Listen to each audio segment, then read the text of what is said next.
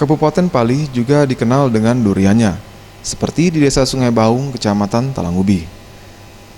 Di Desa Sungai Baung banyak ditemui hasil panen buah durian yang dijual pedagang di sepanjang jalan Desa Sungai Baung. Hal ini dikarenakan sebagian besar warga Desa Sungai Baung sejak dulu dikenal telah memiliki pohon durian di kebunnya. Sehingga tidak heran jika di musim buah durian, sebagian warga sangat banyak memanen buah duriannya untuk dimakan sendiri maupun dijual ke pedagang maupun dijual sendiri.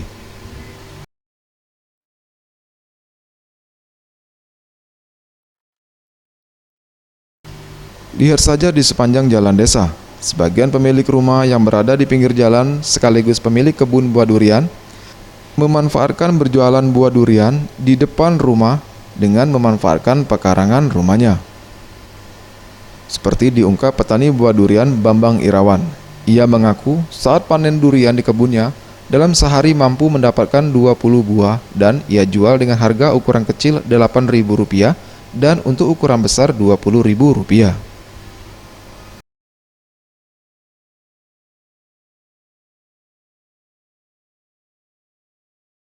Sementara itu, Kepala Desa Sungai Baung, Asna, mengaku sejak dulunya desanya telah dikenal penghasil buah durian, sebab rata-rata warga di desa ini memiliki pohon durian dan sebagian besar warga desanya memanen maupun menjual buah durian di pinggir jalan desa.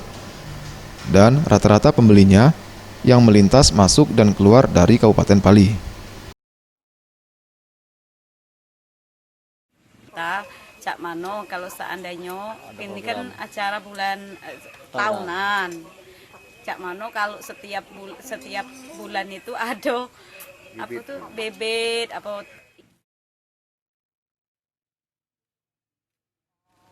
Kebun, dia durian itu kebun. Lumayan lah, sekitar setengah kilo lah. Setengah kilo kita.